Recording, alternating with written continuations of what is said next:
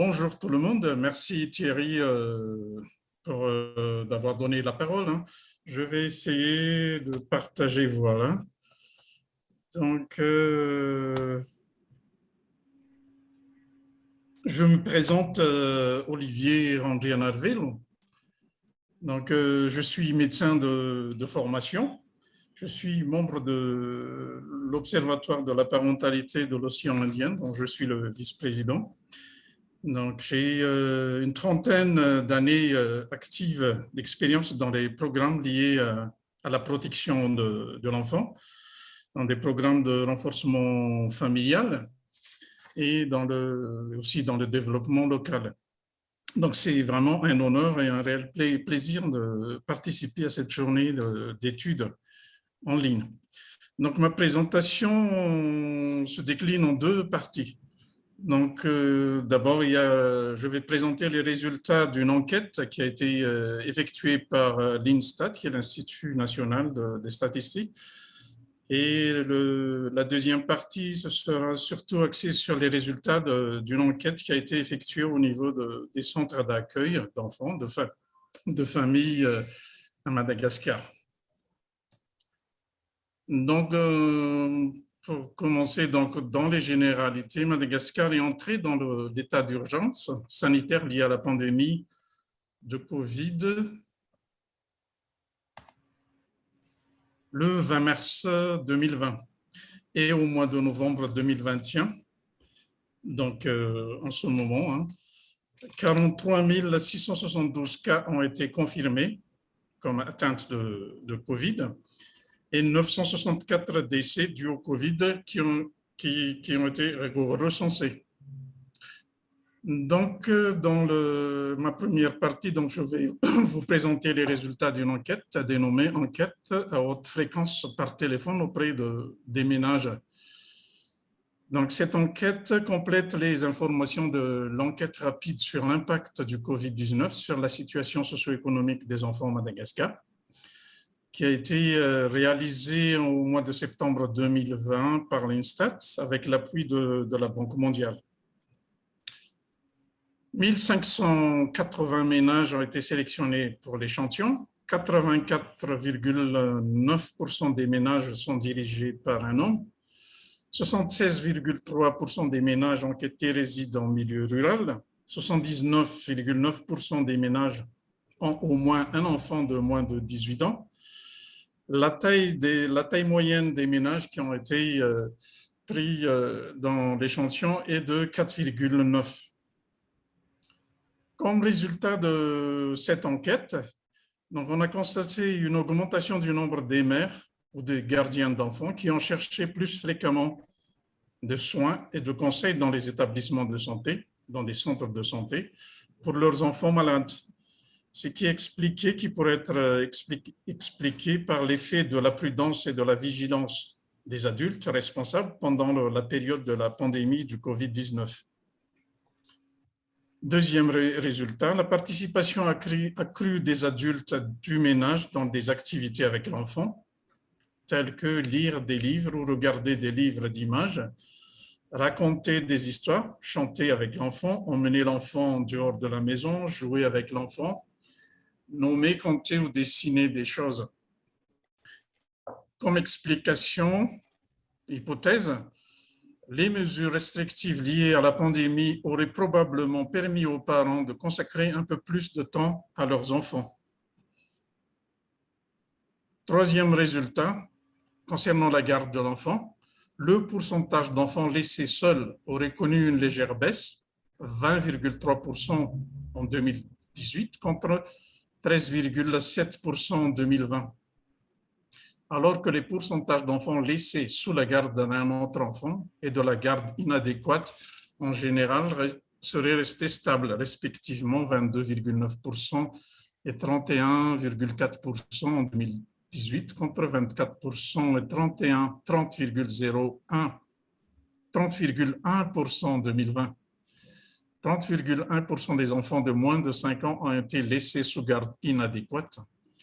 Les enfants en milieu rural souffrent le plus souvent de la garde inadéquate par rapport à ceux en milieu urbain. c'est-à-dire 33,9% contre 15,3%. Pendant les deux vagues de pandémie de Covid-19, le 23 mars 2020, toutes les écoles de Madagascar ont été fermées. Impossibilité de passer à l'enseignement à distance, faute de réseau Internet et un faible accès à l'électricité.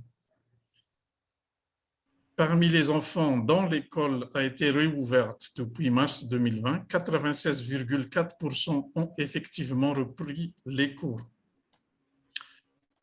La grande majorité des enfants est impliquée dans des tâches ménagères. La tâche ménagère concerne davantage les filles à partir de 12 ans. Très peu d'enfants dépassent les seuils spécifiques.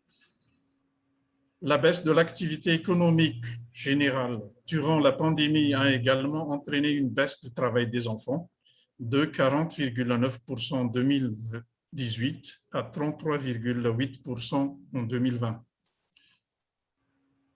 Concernant l'eau potable, l'utilisation d'une source d'eau améliorée a connu une tendance à la hausse, respectivement de 57,2% à 70% pour l'utilisation de produits de traitement d'eau et de 54,9% à 63,1% pour faire bouillir l'eau avant de boire. Ce qui est expliqué par une prudence de la part des populations qui évitent les sources non améliorées pour réduire les risques d'être atteintes par la COVID. L'existence de l'endroit ou dispositif de lavage des mains, ainsi que la disponibilité de l'eau et du savon dans les endroits publics, l'utilisation de gel hydroalcoolique pour le lavage des mains est incitée dans les ménages. Il y avait une assistance sociale qui a été mise en place par le gouvernement. C'était une aide économique destinée à la population qui a été je dirais, financée par des institutions. Donc, il y avait eu un soutien en argent ou en nature du gouvernement, issu du gouvernement et d'organisations internationales et d'organisations non gouvernementales depuis le mois de mars 2020. Malheureusement, 16,6% de la population seulement ont bénéficié d'au moins un programme de protection sociale. Ce programme a davantage touché le milieu urbain. Comme assistante sociale, comme aide économique, donc il y a 6 ou 5 points à mettre en exergue. Une allocation inconditionnelle de 43 € par ménage, don de produits de première nécessité pour les ménages, repas donnés gratuitement aux personnes vulnérables, un programme à haute intensité de main-d'œuvre contre des vivres ou du cash, et distribution de tickets d'achat de produits de première nécessité estimés à 6,5 €.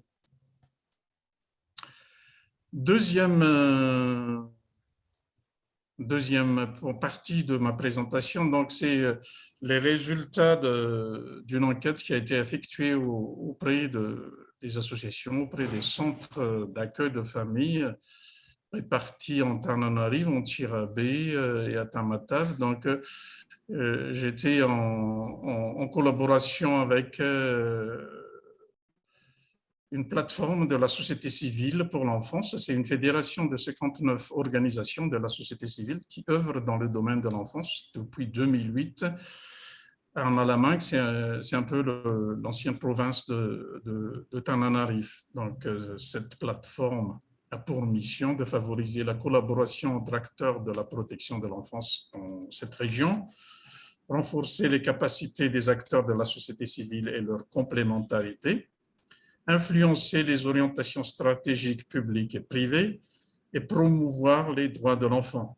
Donc, qui est en lien étroit aussi avec l'Observatoire de la parentalité dans l'océan Indien, qui est une entité internationale qui réunit des représentants de 8 pays dans le bassin indo-océanique issus de Seychelles, Maurice, La Réunion, Madagascar, Comores, Mayotte, Mozambique, Tanzanie, ayant pour mission de fédérer les dispositifs de soutien à la parentalité, de connaître et de travailler avec tous les acteurs engagés dans ce domaine.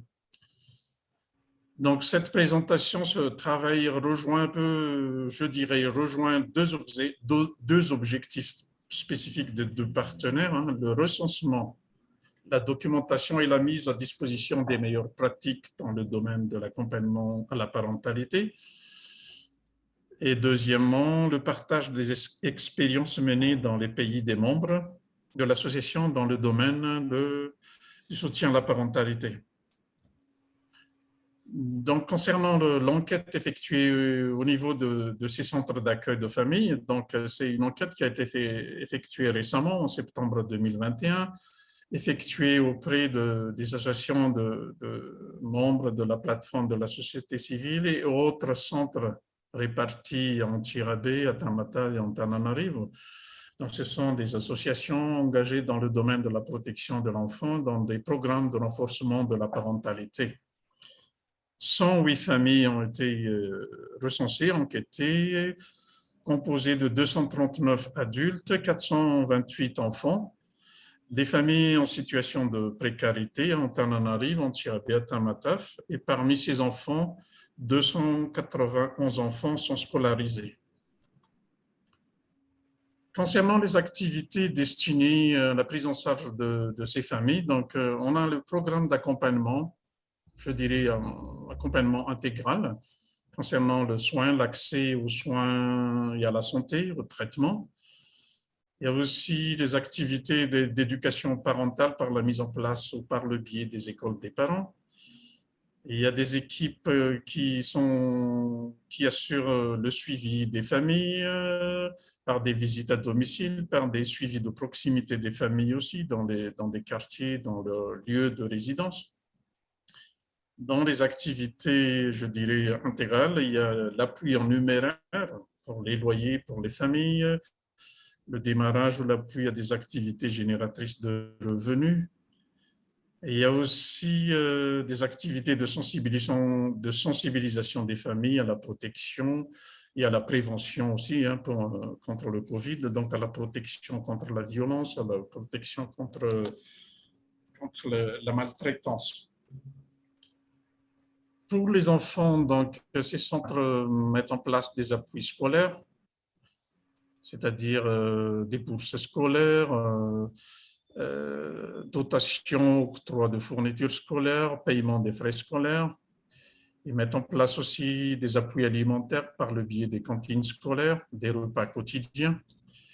Et ils mettent en place aussi un système de protection de l'enfant. Il y a aussi le point de régularisation officielle des enfants, de naissance des enfants, parce qu'il y a encore beaucoup d'enfants qui ne sont pas enregistrés à la naissance, donc dans des activités aussi, une activité majeure, je dirais majeure, la régularisation faciale des enfants, et aussi dans les activités phares de ces associations, c'est les activités d'insertion des jeunes qui sont accompagnés pendant des programmes d'accompagnement personnalisés destinés pour chaque jeune. Donc, comme résultat, durant la pandémie, on a enregistré une contamination, 27 cas de contamination au Covid au niveau de ces familles, 7 cas de décès dans la famille, une diminution, même un arrêt des activités génératrices de revenus, qui sont source de revenus pour ces familles. Donc, 93 cas ont arrêté leurs activités. Comme perte d'emploi, 103 cas ont été enregistrés, dus au chômage technique des sociétés, dû au ralentissement des activités un peu partout dans les grandes villes. 78 cas de perdus de vue ou bien des familles qui ont changé de lieu de résidence. Et on a surtout observé la détérioration de la qualité des familles. Un peu partout aussi, c'est pareil, je crois. 80 cas signalés de violence et de maltraitance qui ont été signalés au sein de ces familles. Après la pandémie, donc des activités de suivi, de recherche des familles, puis les associations continuent la distribution de livrets sur le Covid, sur l'information, l'éducation, la sensibilisation concernant le Covid, distribution de masques, de savon pour le lavage des mains, distribution de produits de première nécessité, l'incitation au vaccin contre le Covid, puis des animations de groupes d'enfants dans les quartiers, appui pour la réinsertion scolaire parce que, comme je l'ai dit tout à l'heure, il y a des enfants qui n'ont plus, qui n'ont pas pu revenir dans les classes. Donc, il y a des classes de rattrapage qu'ils ont mis en place, ces associations. Il y a un renforcement des appuis alimentaires par les cantines scolaires qui sont mis en place au sein des centres d'accueil des familles. Malheureusement, on a constaté, on a observé l'insuffisance des moyens des centres actuellement pour répondre aux besoins croissants des bénéficiaires, des familles qui sont prises en charge par ces centres. Donc voilà, je termine ma présentation. Donc je vous remercie, je reste à votre disposition pour répondre aux questions. Je vous remercie.